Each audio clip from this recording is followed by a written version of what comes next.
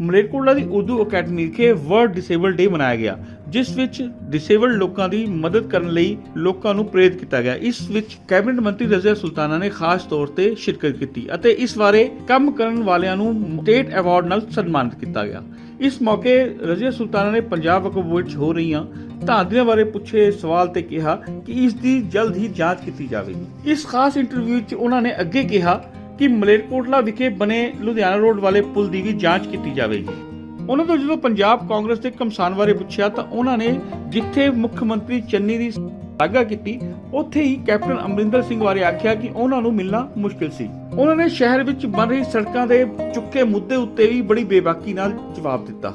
ਅੱਜ ਜੋ ਪ੍ਰੋਗਰਾਮ ਸੀਗਾ ਦਿਵਿਆਂਗ ਵਿਅਕਤੀਆਂ ਦੇ ਲਈ ਰੱਖਿਆ ਗਿਆ ਸੀ ਔਰ ਉਹਨਾਂ ਨੂੰ ਐਪਰੀਸ਼ੀਏਟ ਕਰਨ ਵਾਸਤੇ ਅਸੀਂ ਉਹਨਾਂ ਨੂੰ ਹੱਲਾਸ਼ੇਰੀ ਦੇਣ ਵਾਸਤੇ ਪ੍ਰੋਗਰਾਮ ਰੱਖਿਆ ਸੀ ਤਾਂ ਕਿ ਉਹਨਾਂ ਨੂੰ ਵੀ ਪਤਾ ਚੱਲ ਸਕੇ ਕੀ ਸਹੂਲਤਾਂ ਉਹਨਾਂ ਨੂੰ ਮਿਲ ਰਹੀਆਂ ਨੇਗੀਆਂ ਤੇ ਕੀ ਸਹੂਲਤਾਂ ਅਸੀਂ ਹੋਰ ਦੇਣ ਜਾ ਰਹੇ ਹੈਗੀਆਂ।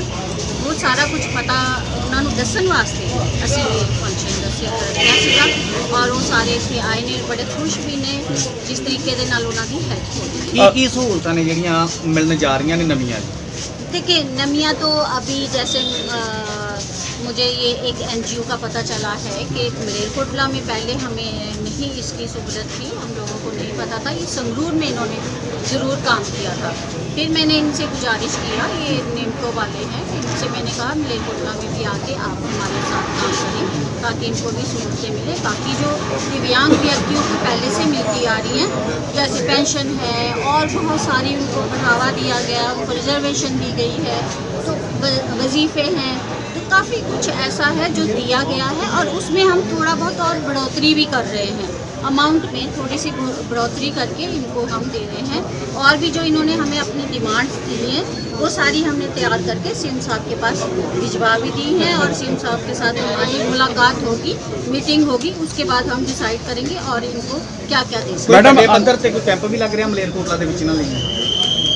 कैंप की मैंने गुजारिश की हैगी है कि कैंप लगाएं जल्द से जल्द ताकि इनकी हेल्प हो सके। मैडम पहला जिला बनया, फिर उस बाद मैडिकल कॉलेज की तैयारी है, हुण नैक्सट की है? नैक्सट की दिमाग से की डिवेलपमेंट की गल सोची? कोई यूनिवर्सिटी कुछ इदा की कोई चीज़ तो सोची है? तुसी दसो नैक्सट की होना चाहिए? यूनिवर्सिटी दी देखो एक गल सुनो, नैक्सट जो टर्म आएगा कदों के जिहड़ा है मेडिकल कॉलेज का काम कदों को शुरू हो जाएगा? देखो मेडिकल कॉलेज का काम शुरू हो जाएगा, उसकी फिर किसी ने रेट डाली हुई थी तो वो केस जो है अभी उसमें है, हाँ मार्च में अब नेक्स्ट लगेगी। वो अपना कमिश्नर के पास है ना के कोर्ट में है, FCR के पास, हाँ FCR के पास है। वो उसकी डेट 2 तारीख लगी थी मेरे ख्याल, अब फिर उन्होंने दोबारा वो हाजिर नहीं थे तो हम सब गए थे तो अब फिर दोबारा से लगेगी तो इंशाल्लाह निपटारा अब हो जाएगा। 10 स्टार्ट हो जाएगा, बस स्टैंड तो शुरू ही है, बस उसका उद्घाटन नहीं करना। ओवर ब्रिज दोबारा फिर पहला जो उद्घाटन तुसीं कीता उस तो बाद फिर पैच वर्क शुरू हो गए सी, हुण दोबारा फिर जिहड़ा हैगा टुटना शुरू हो गया, त्रेड़ा पैण लग गया ओवर ब्रिज दे। की अधिकारियों ते मुलाजमां ते जां ठेकेदार ते कोई जांच होगी? ये देखो एक बात सुनो, ये जो ओवर ब्रिज बना है अगर इसमें कोई ऐसी कोताहियाँ बरती गई हैं वो हम चेक करके, ये PWD ने बनाया है, अगर उसमें कहीं खामियां रही हैं तो हम चेक करके ज़रूर उनको जो बनती उनकी सज़ा होगी देंगे, पेनल्टी लगेगी, जो भी होगा। मैडम इंटरलॉक टाइल भी लग रही है, वो भी कहती लोगों का कहना भी वो सही तरीके नाल जिहड़ा हैगा काम नहीं हो रहा, मटीरियल जिहड़ा हैगा सही सरकारी तौर पर जिहड़ियां हदायतां ने उन्हां दा पूरा नहीं हो रहा हैगा। की लगता कोई इस तरह का होगा? देखो एक बात सुनो, मैं तो पहले इंटरलॉक टाइल्स के हक में ही नहीं थी, लेकिन लोगों की डिमांड थी नहीं हमें तो इंटरलॉक चाहिए। फिर जी लोगों की डिमांड आने लगी कि मेन रोड्स पे भी इंटरलॉक लाओ। मैंने उनको ये कहा मेन रोड पे कौन इंटरलॉक लगाता है ना, आप मेन रोड पे इंटरलॉक लगाओगे, बड़ी गाड़ियाँ गुजरती हैं तो वो तो फिर ऊपर नीचे होंगी, ये तो गलियों में लगती हैं। गलियों में आप जहाँ स्कूटर गुजरना है वो गुजरना, चलो गलियों में आप सड़क नहीं बना सकते वो लगा लो, लेकिन इंटरलॉक टाइल में एक तो 4 गुना ज़्यादा पैसा हम खर्च कर रहे हैं। आम हम अगर सड़क बनाएं अपना लुक वाली तो उसमें तो कम पैसा खर्च होता है। मैं तो इस हक में थी ही नहीं कि इंटरलॉक टाइल्स लगाई जाए, लोगों की ही डिमांड पे हम लोग इंटरलॉक टाइल्स ये सब बैठ के MCs वगैरह सब पास करते हैं। तो इंटरलॉक टाइल्स इन्होंने पास की वो लगा रहे हैं। अब मैंने बीच में इनको बोला कि भैया जहाँ जहाँ हम रोक सकते हैं वहाँ इंटरलॉक रोक दो ताकि हम वो जो आती है ना एक क्या उसको कहते हैं, एक पूरा ब्लॉक बना हुआ आता है तो उसका कंक्रीट का वो, हाँ वो काफ़ी टाइम तक चलता है, 20 साल तक चलता है, टूटता भी नहीं है। और उसकी कॉस्ट भी कहते लगभग ये इंटरलॉक टाइल के बराबर हो जाती है। मैंने इनको बोला जहाँ जहाँ हम कर सकते हैं वहाँ वहाँ वो करो आप, और इंटरलॉक टाइल्स का जहाँ हम नहीं कर रहे वो फिर ये कहते हैं जी अब हम ये पास हो चुका है, पैसा पास हो चुका है, अब दोबारा से हम करेंगे, फिर ये सारा कुछ रुक जाएगा, सब ये हो जाएगा वो हो जाएगा। देखो ये सब जो चीज़ें हैं मैं सिर्फ़ और सिर्फ जो लोगों की डिमांड होती है उस पर ही करती हूँ। मुझे कोई इससे कोई नहीं, मैं तो चाहती हूँ लोगों को ज़्यादा से ज़्यादा अच्छी सहूलतें मिलें, अच्छा सब कुछ मिले। चलो कोई नहीं, फिक्र ना करो, जहाँ तक इंटरलॉक लग चुकी हैं उनको मैं हिदायतें करूँगी कि वो अच्छे तरीके से उनको लगाएं, नहीं तो हम उनको फिर पेनल्टी लगाएंगे, दोबारा से उनको लगानी पड़ेंगी इंटरलॉक टाइल्स।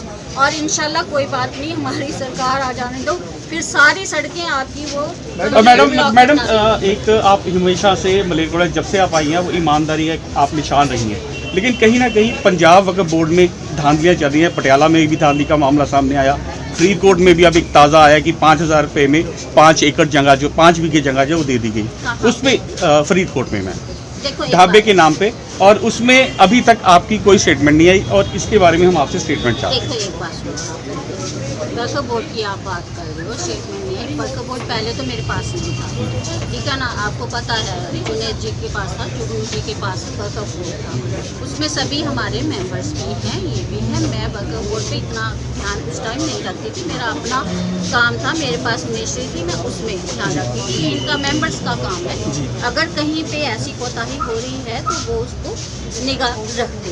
अब वक्फ बोर्ड जो है ज़ैनब के पास आया है, तो इंशाल्लाह ताला जहाँ जहाँ ऐसा कुछ हुआ है वो सब कुछ निकाल के उसकी इंक्वायरी की जाएगी, इंक्वायरी होगी, बाकायदा सब कुछ होगा। आप फिक्र ना करें, जिस ईमानदारी से मैंने चलाया था वैसे ही ईमानदारी से वोट चलेगी। ਮੈਡਮ ਨਵੀਂ ਪਾਰਟੀ ਜਿਹੜੀ ਹੈ ਸੇਵਾ ਕੇਂਦਰ ਸ਼ਹਿਰ ਵਿੱਚ ਜਿਹੜੀ ਨਵੀਂ ਪਾਰਟੀ ਬਣਾ ਰਹੇ ਨੇ, ਕੀ ਲੱਗ ਰਿਹਾ ਤੁਹਾਨੂੰ, ਕੀ ਭਵਿੱਖ ਦੇ ਵਿੱਚ ਕੀ ਲੱਗੂਗਾ ਤੁਹਾਨੂੰ, ਕੀ ਲੱਗ ਰਿਹਾ? देखो एक बात सुनो, कैप्टन साहब नई पार्टी बनाए, वो उनका अपनी सोच है, ठीक है नहीं, हर इंसान अपने लिए सोचता है, कोई पंजाब के लिए सोचता है, कोई लोगों के लिए सोचता है, कोई जनता के लिए सोचता है। तो कैप्टन साहब भी सोच रहे होंगे कि मैं अब किस तरीके से लोगों के साथ जुड़ा रहूं, तो उन्होंने अपनी पार्टी बनाई होगी, तो सब हर कोई करता है। ਇੱਕ ਖਲਾਸੇ ਵਾਸਤੇ ਕਿਹਾ ਸੀ ਮੁਸਤਫਾ ਸਾਹਿਬ ਨੇ ਵੀ ਜਿਹੜੇ ਕੈਪਟਨ ਦੀ ਕੋਈ ਕਿਤਾਬ ਵਗੈਰਾ ਇੰਨੇ ਹੈਗੇ ਜਿਹੜੇ ਹੈਗੇ ਨੇ, ਉਹਦੇ ਬਾਰੇ ਕੀ ਕਹੋਗੇ देखो ਤੁਸੀਂ? एक बात, जो मुस्तफ़ा साहब ने कहा था वो आप मुस्तफ़ा साहब से पूछिए, ठीक है ना, उसका जवाब आप मेरे से ना लें, मेरे से तो मेरे काम के जवाबात लें, मैं आपको बड़े अच्छे तरीके से अपने काम के जवाबात दूंगी क्योंकि मुझे नॉलेज है। अब मुस्तफ़ा साहब क्या कहते हैं उसकी नॉलेज उनको है, आप उनसे पूछें भैया। मैम कांग्रेस में हायर लेवल पे पंजाब में सब सही चल रहा है आपके मुताबिक? बिल्कुल सही चल रहा है, मेरे मुताबिक क्या, आप लोगों के मुताबिक देख लो क्या नहीं चल रहा। मुझे तो ये हैरान की, मैं तो खुद सोच में पड़ी हूँ, चन्नी साहब सोते कब हैं? 4-4 बजे उनकी 4-4 बजे तक मीटिंग्स होती हैं, 4-4 बजे लोग अपने घर आते हैं उनसे मीटिंग करने के बाद, और सुबह ही फिर शुरू हो जाती हैं। और जितने भी उन्होंने काम किए हैं, जितना भी वो सब कुछ कर रहे हैं वो हो रहा है।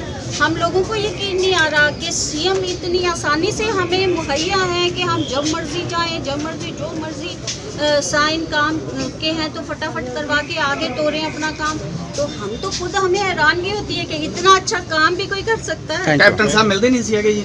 देखो कैप्टन साहब तक पहुंच थोड़ी मुश्किल थी, मिलते तो थे पर बड़ी मुश्किल थी और थोड़ा टाइम लग जाता था जब तक चिड़िया खेत चुग जाती थी। तो मैडम सेवा केंद्रों के बाद शहर में धुआं आबादी के लिए आते हैं और वहाँ पे सहूलतें सारी वहाँ पे चले गई, कुछ सारे प्रॉब्लम बहुत ज़्यादा, उसके बारे में क्या? जो 786 चौक वाला सेवा केंद्र है वो मनप्रीत जी ने उसको पास कर दिया है, भेज दिया है, सीएम साहब के पास फाइल पड़ी है, मैंने सीएम साहब को कह दिया वो जल्दी वो शुरू हो जाएगी। ਇਸ ਮੌਕੇ ਤੇ ਜਿਨ੍ਹਾਂ ਲੋਕਾਂ ਨੂੰ ਸਨਮਾਨਿਤ ਕੀਤਾ ਗਿਆ ਉਹਨਾਂ ਵਿੱਚ ਕਾਫੀ ਖੁਸ਼ੀ ਪਾਈ ਗਈ। ਹੁਸੈਨ ਸ਼ੇਖ ਮਲੇਰਕੋਟਲਾ।